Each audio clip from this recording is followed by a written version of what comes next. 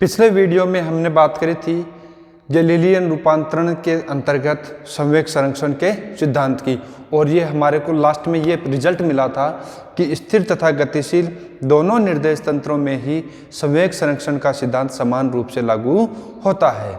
इस वीडियो में हम बात करते हैं ऊर्जा संरक्षण के सिद्धांत की कि ऊर्जा का संरक्षण नियम समान रूप से यहाँ पर भी लागू होता है या नहीं होता है।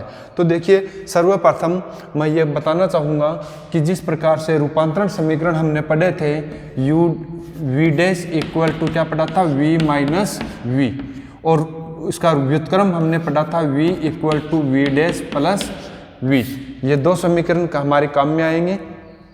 तो देखिए, वेग का रूपांतरण समीकरण गैलीलियन रूपांतरण के अंतर्गत हमने पढ़ा था v dash equal to v minus v, जहाँ पर स्मॉल v जो ये लिखा हुआ है ये है s निर्देश तंत्र में कण का वेग, v डैश है s डैश निर्देश तंत्र में कण का वेग, और कैपिटल V जो है वो है निर्देश तंत्र का वेग। ये आपका स्थिर निर्देश तंत्र है S, जिसका ये x एक्सिस और ये y एक्सिस, दूसरा ये x डैश x और ये y डैश x, ये कौन सा निर्देश तंत्र है S डैश। इसका वेग कितना है कैपिटल V, और जो कि क्या है नियत है, नियत वेग है।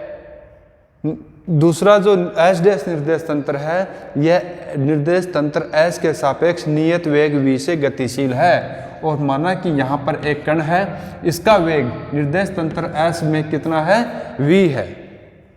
तो अब यहाँ पर हम बात करते हैं ऊर्जा संरक्षण के सिद्धांत की।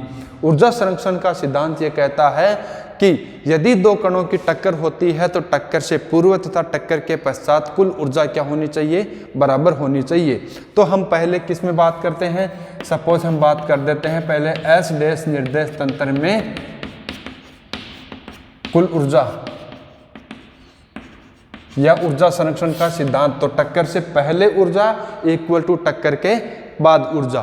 तो हम यहाँ पर लिख सकते हैं half m1 u1 dash square plus half m2 u2 dash square equal to half m1 v1 dash square plus half m2 v2 dash का स्क्वायर प्लस q।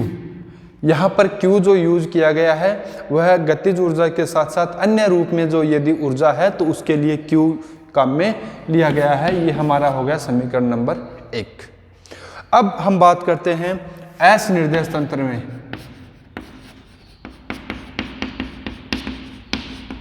S निर्देश तंत्र में हाफ m1 u1 स्क्वायर हो जाएगा plus half m2 u2 square हो जाएगा equal to half m1 v1 square plus half m2 v2 square plus q।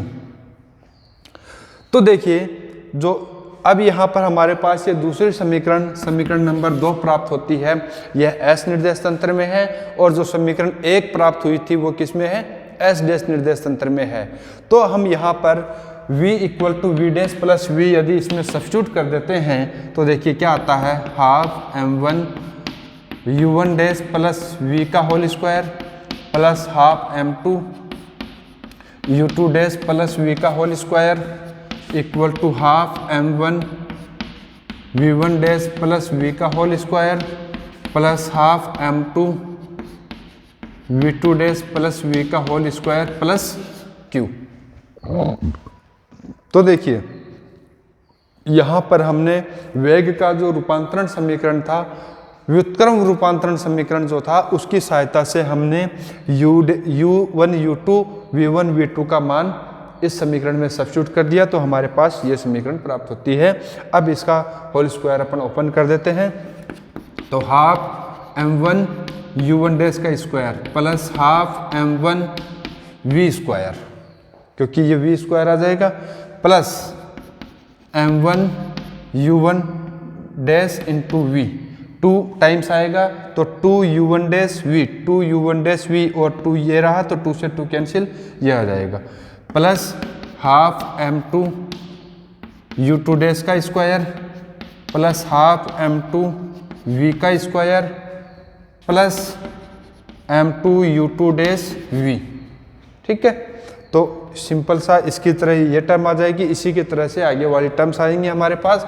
तो क्या लिख सकते हैं, हाफ m1 v1 डैश का square plus half m1 v का square plus m1 v1 dash into v plus half m2 v2 dash का square plus half m2 v का square plus m2 v2 dash into v। यहाँ पर इसमें ये जो समीकरण थी इसमें होल स्क्वायर जो है जहाँ पर उसको ओपन कर दिया तो हमारे पास यह समीकरण प्राप्त होती है। अब इस समीकरण को और ज़्यादा सिंप्लीफाइड करते हैं तो देखिए हमारे को क्या प्राप्त होता है, half m1 u1 dash square half m2 u2 dash square. इनको एक साथ कर देता हूँ मैं, half m1 u1 dash square plus half m2 u2 dash का square, half m1 v square half m1 v square cancel हो गया, m1 u1 dash plus m1 u1 dash into v, half m2 v2 का square और यहाँ पर half m2 v2 का v का square तो कैंसिल हो गया। तो यहाँ पर m1 u1 डैश v बच गया, half m1 u1 dash square half m2 u2 dash square ये कैंसिल हो गया, plus m2 u2 dash v equal to क्या आ जाएगा, हाफ m1 इस साइड में क्या बच गया, v1 dash square v2 dash square, half m1 v1 dash का square plus half m2 v2 dash का स्क्वायर प्लस दो टर्म यहाँ पर भी बच गई, एक तो m1 v1 dash into v, एक m2 v2 dash into v। तो क्या लिख सकते हैं, m1 v1 dash into v plus m2 v2 dash into v। ठीक है, अब ये समीकरण जो है इनमें दोनों में v कॉमन है और ये टर्म ऐसी की ऐसी रख देंगे।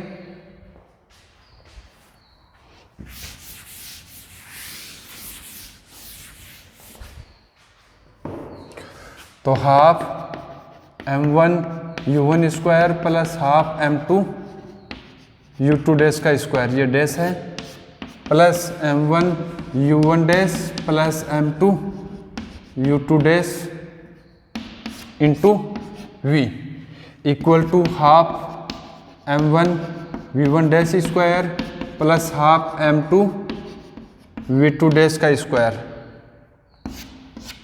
ठीक है, plus m1 v1 dash plus m2 v2 dash into v और लास्ट में plus q।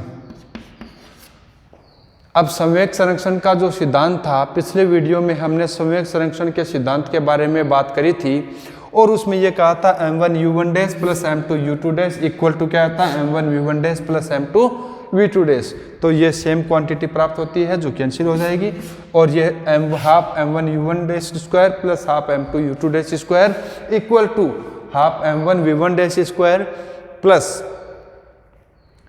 Half m2 v2 dash square plus q। यह टर्म हमारे को प्राप्त होती है। तो यह टर्म समीकरण नंबर 1 के तुल्य है।